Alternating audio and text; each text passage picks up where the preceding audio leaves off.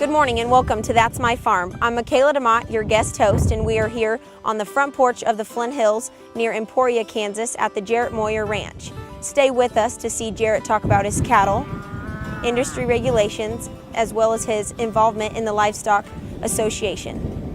Stay tuned and we'll be right back after these messages.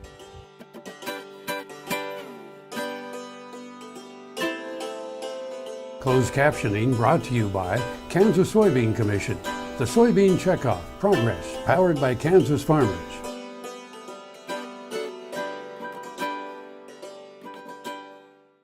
That's My Farm is brought to you in part by Tallgrass Commodities. Big enough to serve, small enough to care. Good morning and welcome back to That's My Farm. I'm Mikhayla DeMott, your guest host, and I'm here with Jaret Moyer on his ranch. So to start off, Jaret, how long have you been, or just tell me a little bit about your operation? Okay, Mikhayla, thanks for being here with us today. We're located in North Lyon County here in Kansas, and my wife and I and my family first bought this ranch just fairly recently, as a lot of farms go, in 2003. I'd grown up in northwest Kansas and we moved from there. Started off, this was farm ground behind us, and we started building barns and pens here to build up our stocker operation, or backgrounding operation, as some people refer to it. We originally just purchased the quarter we're sitting on here and the 80 across the road, and we purchased those from a gentleman prior to this farm years ago. Had been a horse ranch where they had mares that they collected urine from for pharmaceuticals. Okay. And that doctor was in Emporia and was kind of a significant person there. So it's interesting to hear some of the stories that some of the old fence was built by people working off their doctor bills. Mm-hmm. So you mentioned you just got this bought this land in 2003. What did your family do with cattle or in this industry before that? Actually, I'm fortunate. I am the 5th generation of my family here in Kansas involved in the livestock business. Originally, that was started up in Donovan County in the northeast part of the state. Later, my father moved out to northwest Kansas, or Phillips County. And then so the last leg here, we moved here to Lyon County. We just thought for what we were wanting to do in the stocker business that this area provided us a lot of opportunities, being very close to the Flint Hills, as well as good transportation for cattle coming out of the southeast and eastern part of the U.S. Okay. So you mentioned you have 2 daughters. Are they interested in your operation at all? Well, you always hope so. We'll wait and see. They're both currently attending Kansas State. One is in ag business and the other is in ag journalism. And so we'll wait and see how their interests bloom and what they decide to pursue, but you would always like to have them consider coming back to what you've started. Sure. So you mentioned you're a 5th generation farmer, so that farm was in northwest Kansas, is that correct? Well, it's actually in northeast Kansas, northeast. yeah. And currently my family still has that homestead, and it's a corn farm as well as they raise cattle there additionally. So still that has a close tie to your heart, but sometimes for various reasons you pursue things elsewhere. Sure. But again, we just thought this was a great area for the stocker business with the Flint Hills as well as our operation to background cattle year-round. Okay, thank you. We'll be right back after these messages from our sponsors. Valley Vet Supply is devoted to providing information and professional quality products at reasonable prices. ValleyVet.com, ValleyVet.com, Valley Vet Supply. Grain sorghum is one of the most important cereal crops worldwide, and Kansas leads the nation in its production. Over the years, sorghum has been either exported, used in animal feed domestically, or for other industrial uses. Recently, its use in the ethanol market has seen tremendous growth, with 30% of domestic sorghum typically going to ethanol production. Kansas Grain Sorghum is committed to sorghum research, market development, and education. Learn more at ksgrainsorghum.org. Ag Promo Source is a unique group of marketing specialists with one mission: help your ag business grow. Each affiliate has their own area of expertise, and they work together to bring you advice, products, and services. To get started, visit agpromosource.com. Ag Promo Source. Together we grow. Soil is the life of a farm, and for 25 years, SureCrop Liquid Crop Nutrition has helped growers produce abundant quality crops while preserving and improving the soils they steward. SureCrop offers complete soil and plant analysis with cropping recommendations, delivery direct to your on-farm storage, and quality crop nutrition custom blended for your field. Choose SureCrop for the assurance of excellence for your soil. Call today or visit their website for more information. That's My Farm is brought to you in part by Tallgrass Commodities. Big enough to serve, small enough to care. Welcome back to That's My Farm. I'm Mikhayla DeMott, your guest host, and I'm here with Jaret Moyer in front of one of his feedlots. So to start off, Jaret, what are some of the specifics behind the cattle you have here? These cattle right behind us are calves that would have come to us after they were gathered up as singles in the southeast. Actually, these cattle came out of the Georgia state, and those cattle then come to us. Usually they're weighing somewhere from 300 to 600 pounds. These cattle came in weighing about 350. So they come in light. Part of our job is to let them handle that adjustment. Usually they're freshly weaned calves, haven't seen a feed bunk. So we'll get them up on feed, get them healthy. Part of our job also is putting those cattle into load lots so that it's a better package, and the market tends to reward us for that, a better package to go onto the feed yards for these cattle to be finished. We'll sell those cattle somewhere weighing 750 to 800 pounds most times of the year. Part of our operation other times of the year is that we'll package up groups of calves coming out of similar areas for people to take to the Flint Hills as grass cattle. Those cattle will bring in again at light weights, but they'll also be merchandised somewhere around that 600 pounds instead of the 8 with the more typical feeder cattle. Okay, so behind us we see your calves feeding time. What feedstuffs do you use? A lot of the feedstuffs we use, or most of them all come from pretty close by. Our ration's made up of prairie hay that's grown locally, as well as corn silage that we chop and purchase from neighbors. And we're also feeding a little grass silage as well that we put up from our brome fields. Then we're also using distillers as well as locally grown corn. And I know you had mentioned earlier you have some grazing land. Tell me about your grazing rotations and techniques. Right. Part of our operation too is kind of twofold in the grazing. One is that we do operate some Flint Hills grass, probably 18 miles away from the operation, where those cattle are typically turned out in May. They come off in early August, late July, off of a 90-day grazing period. And those cattle then are usually merchandised right off of that grass. Another part of our operation as far as using grazing is about half of our capacity is what we would call grass traps, or just small pastures. They'll range from 15 to 25 acres. All those also have a feed bunk along them. And part of the utilization of that is we find when we're starting those calves, especially high-risk calves that have traveled a long ways here, that allowing them to be able to get out to grass, do something besides just being a pen, does help us a lot with the health and as well as our success on some of their conversions and performance as well. Okay. Thank you, Jaret. We'll be right back after these words from our sponsors.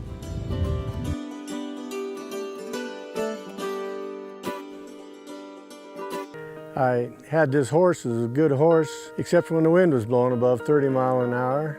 Wind was blowing about 35, 40, and I saddled him up, rode him out to the end of the lane, and I thought, well, he's doing pretty good. And about 6 jumps later, I was laying on the ground and thinking, boy, my shoulder sure hurt. I kept waiting, and it didn't get better, and so I went to an orthopedic surgeon, and that showed that I had torn rotator cuff. And he said, well, we'll have to do surgery. I thought, I farm and ranch by myself. This is not going to work out very well. I'd been sleeping in my recliner for about 2.5 years because it hurt too much to sleep in bed on my side. And I'd heard about Kansas Regenerative Medicine Center on the radio. Gotten down there at 8 o'clock in the morning, and by 11:30 the procedure was all over. They just took some fat out of my side here and spun that down for about 45 minutes and then injected it in my shoulders, and I was on my way. It's something you don't hear about, but I thought it was worth a try, and I'm really pleased. It's really worked out well for me. Buying a car shouldn't be this hard. And at Brown Chevrolet Buick in Wamego, it isn't. It's actually awesome. Whether you want a new or used car or truck, Toby's team can make the deal. Even if you want to custom order a new car or truck, Toby's team can make the deal. See Toby's team at Brown Chevrolet Buick in Wamego. We're awesome. That's My Farm is brought to you in part by Tallgrass Commodities. Big enough to serve, small enough to care. Welcome back to That's My Farm. I'm Mikhayla DeMott, your guest host, and I'm here with Jaret Moyer to talk a little bit with him about some of the regulations in the cattle industry. So how are you affected by the regulations? Well, right here at this location, we are permitted, and we're a small enough operation that we weren't required that we receive a full-blown permit, but what we have is a certificate from the state which allows us to have 400 animal units, which would be 800 head of the feeder type cattle that we have. So we kind of fall in that in-between, which a lot of producers do, Mikhayla, that we aren't big enough that we're a full-blown CAFO, but yet we are big enough that the state and some regulations get involved. One of the interesting things about our site is that behind these pens that we're talking here at is a vegetative treatment area, and that was one of the options we had when we worked with the state on trying to comply, is that we could plant that grassland behind these pens so that the runoff from the feedlot, the nutrients are absorbed in that grass. We harvest that off of there each year. In our case, we do it with an insulage cutter as a haylage. But we harvest that each year, and it's been working tremendously. But that was one of the opportunities we had in looking at how we could comply with the regulation. Some of our other sites that we use, actually the grass traps are set outside of the regulation. We get to use those because there's a green and growing vegetative area behind where the cattle are and where the cattle are. Another one of our operations that we use is actually small enough. It's below the 300 animal units, or 599 head. And so at this point, we do not have to have any type of additional permitting or certificates on that location. Talk about some of the regulations that are in place. Are they necessary, unnecessary? Maybe what are some things that, if you were in charge, what could you implement? Talk about that a little bit. Yeah, it's always a tough call. When you get, any regulation, there's places that probably it doesn't apply, but it does. And I think that's something that you're always battling in, that it's easy to write a regulation, but it's a real challenge to see how it really affects us here on the farm, whether it be our operation or somebody else's, that something that's not clear in that regulation just doesn't make a lot of sense when you get down to the farmstead. But I think that's the biggest challenge, and that so many times that the regulations are trying to push things almost too far in the fact that how clean is clean water, how clean should something be, is always a challenge. And so I think that there's always room for improvement on both sides. One, the people enforcing the regulation, as well as those of us that are affected by it. So I think it's just trying to have good working relationships with those groups, and we seem to have that for the most part, at least on our operation, and with what I hear from many in Kansas with our Kansas Department of Health and Environment. Okay, great. Thank you. We'll be right back after these messages from our sponsors.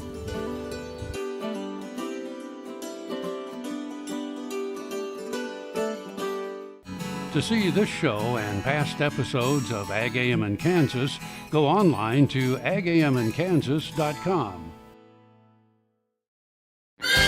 The new Better Horses Network is worldwide. Presented by Lucas Oil. Featuring worldwide radio and TV with iconic hosts like Al Dunning, Sharon Camarillo, Ernie Rodina, Lindy Birch, and Craig Cameron. With American Cowboy, Horse and Rider, Brushy Creek, Cavenders, and Ride TV. Worldwide radio and TV. The all-new Better Horses Network. Kansas Farm Bureau, the voice of agriculture, represents grassroots agriculture. The state's largest and most powerful farm organization stands up for its members through leadership development, agriculture education, legal defense, environmental advocacy, farm safety, and risk management. Members also enjoy money-saving benefits. To join our organization today or to learn more, go to www.kfb.org or find us on Facebook and Twitter. That's My Farm is brought to you in part by Tallgrass Commodities. Big enough to serve, small enough to care. Welcome back to That's My Farm. I'm Mikhayla DeMott, your guest host, and I'm back here with Jaret to talk a little bit about some industry changes over the years. So what kind of changes have you seen from when you started until now? I think it's one of the things you can always count on in the cattle business that, there's always going to be change. Things will never stay just status quo. As much as we would like them to sometime, there's always going to be new technology, new production methods, and new things to work with and work around. I think a lot of those changes we've still are working through in our industry is that, you look at NCBA's long-range plan. And one of the couple of the key issues that they're hitting on is that, animal ID. And that has been an issue that our industry has had a hard time getting its arms around. And how much of that do we need to do to satisfy the countries that we export to satisfy our customers, the people that purchase our beef, and then at what point are we impeding production or impeding some of the privacy and rights of our producers?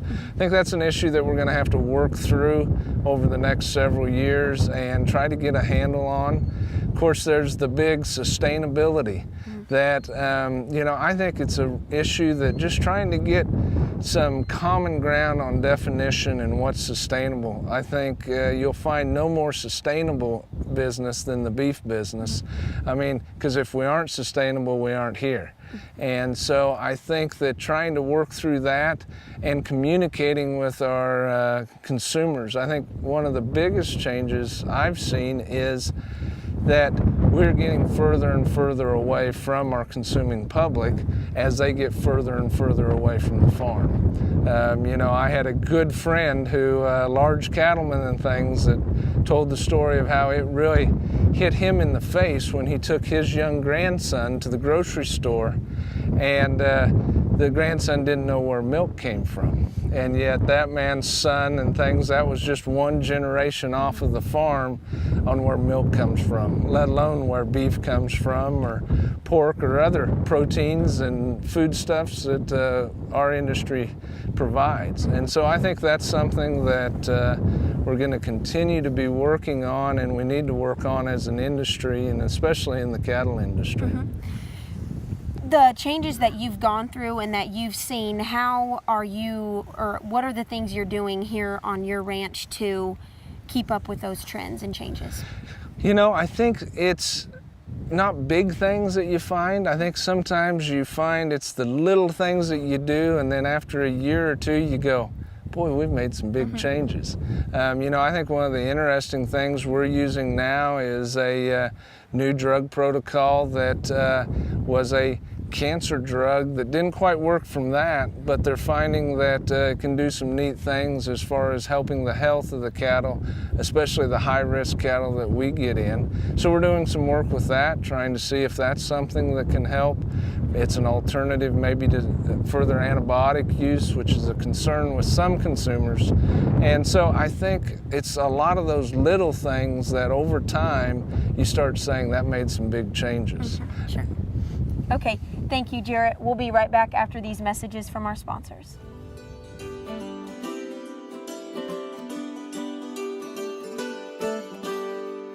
Grain sorghum is one of the most important cereal crops worldwide, and Kansas leads the nation in its production.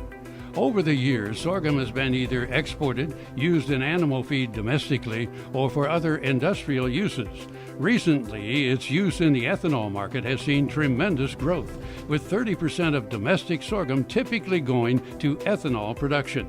Kansas Grain Sorghum is committed to sorghum research, market development, and education. Learn more at ksgrainsorghum.org. KFRM is one of the largest farm radio stations in the nation, dedicated to informing and entertaining rural listeners from northern Oklahoma to southwestern Nebraska. You can catch KFRM in many ways, of course, 550 on the AM dial, streaming at kfrm.com, or on your smartphone by going to the TuneIn Radio app, or on Ag AM in Kansas on Tuesdays and Facebook every day of the week. KFRM, tune us in. You'll be glad you did. That's My Farm is brought to you in part by Tallgrass Commodities, big enough to serve, small enough to care. Welcome back to That's My Farm. I'm Mikhayla DeMott, your guest host, and I'm here with Jaret to talk a little bit about his involvement in the Kansas Livestock Association. So Jaret, tell me your involvement and your role in that association. Okay, Mikhayla. Currently I'm serving as that association's president. That it lasts only about a month more here. So as of the 1st of December, or the first week of December, we'll hold our convention in Wichita, which our new chairman will be, or president will be put into place. That's an exciting time. One, that convention's great just to get a lot of cattlemen in the state together to see what's going on around the state, what other issues. But that's kind of the end of a process that we're going to be beginning here just shortly.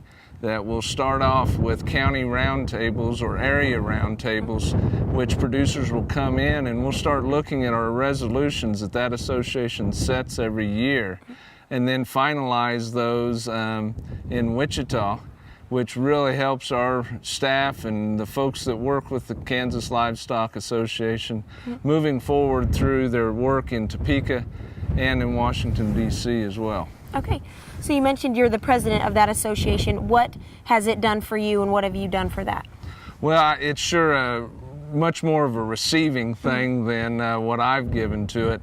It's been a great opportunity for me, just one, meeting a lot of great people in this state that are in the livestock business. Also, just getting to see all of the outside things that affect us here right on this farm, as well as others, and how different things from taxation to government regulation, you get to see how it has an impact. And so that has been probably the thing that I've learned the most through it, is how something that's 1,000 miles away can have a big impact on right here where we're standing. Sure. Okay, so lastly, I guess, what have you learned by being a part of that association, and how have you brought that back to your ranch here?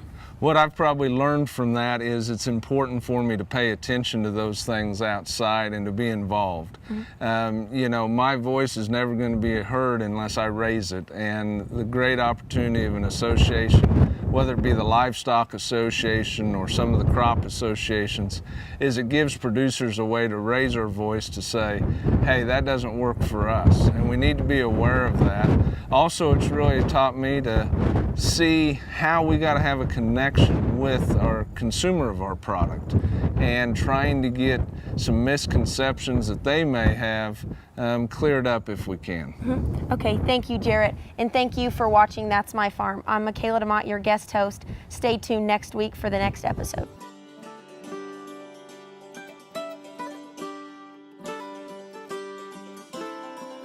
Closed captioning brought to you by Kansas Soybean Commission. The Soybean Checkoff, Progress, powered by Kansas farmers.